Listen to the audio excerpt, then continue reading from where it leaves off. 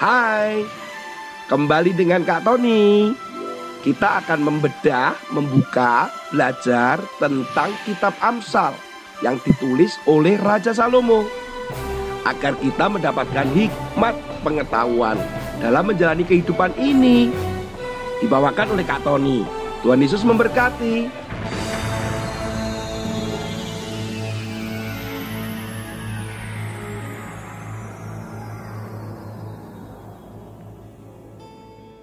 Hai.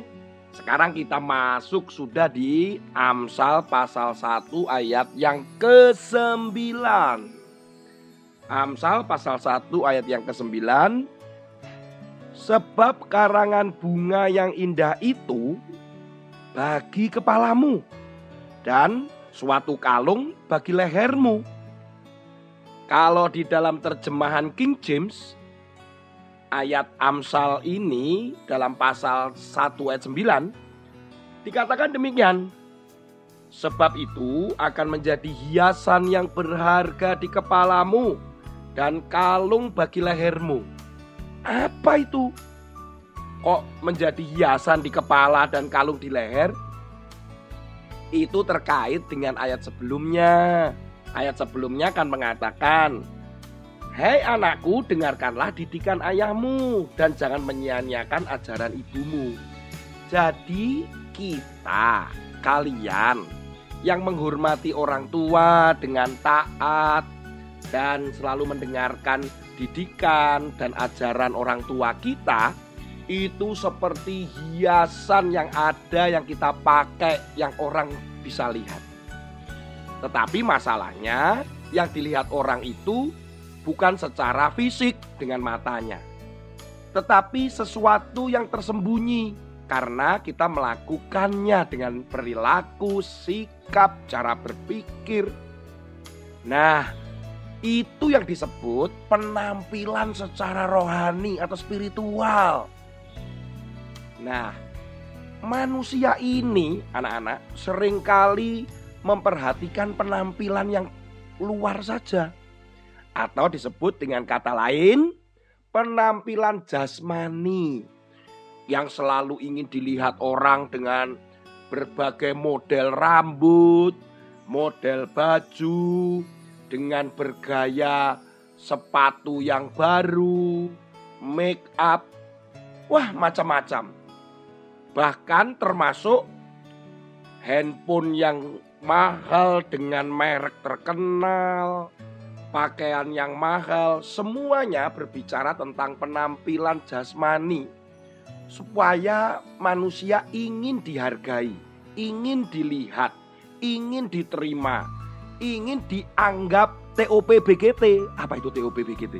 Top banget. Nah, Kak Tony mencatat ada orang yang benar-benar memperhatikan jasmaninya. Wah, ini berita yang benar-benar Kak Tony membuat terkejut. Ada seorang bernama Rolf Buchholz. Dia tercatat di dalam Guinness Book of Record. Apa yang menjadi catatan rekornya dia? Ternyata dia adalah orang yang paling banyak memodifikasi tubuhnya. Apa artinya modifikasi? Mengubah, menambah, itu artinya modifikasi di tubuh, supaya penampilannya keren gitu loh. Tetapi yang diubahnya ini banyak loh anak-anak. 516 ubahan di dalam tubuhnya atau di tubuhnya.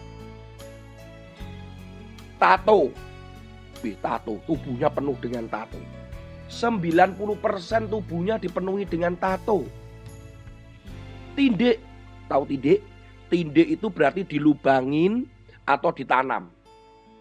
Dia menindik tubuhnya itu sejumlah 453 tindikan. Wih! Itu tubuhnya bagaimana tidak sakit. 158 tindik di sekitar bibir. Waduh, bibirnya apa bisa makan itu ya, masa senyum. 37 tindik di alis mata. 18 tindik di kuping sebelah kiri. Wah, Bayangkan penuh dengan tindikan-tindikan dan tato. Belum selesai. Ternyata ada operasi penanaman implan. Ada 6 tempat ditanamkan di dalam tubuhnya. Salah satunya di dahi. Seperti ada tanduk di dahinya dia. Tangan kanannya. Pokoknya semuanya serba modifikasi pengubahan tubuhnya. Dia memperhatikan hanya jasmaninya saja. Bahkan ketika dia bertemu dengan wartawan setahun yang lalu, dia mengatakan bahwa dia tidak akan berhenti sampai di sini dan dia akan terus melanjutkan modifikasi. Modifikasi. Menurut Kak Tony malah merusak tubuhnya. Ya, penampilan jasmaninya yang paling diutamakan. Kasihan ya Pak Rolf ini. Anak-anak, mari kita perhatikan penampilan kita yang secara rohani. Penampilan kita secara rohani itu Amsal katakan kalau kita menghormati orang tua kita, memperhatikan didikan orang tua kita, ayahmu, ibumu, dan melakukannya dengan taat, dengan hormat, dengan setia. Orang akan melihat bahwa kita benar-benar menjadi anak yang takut akan Tuhan. Anak yang menghormati orang tuanya. Percaya deh, kalau kita melakukan seperti Amsal yang tulis itu, bukan hanya hiasan rohani yang akan kita pakai kemana-mana, tetapi berkat Tuhan juga turun ke atasmu. Percaya. Ayo kita serius menggunakan perhiasan rohani kita. Mau nggak? Jangan seperti Pak Rolf lah. Menindik, mentato. Oke, sampai jumpa di Amsal berikutnya. Tuhan Yesus memberkati.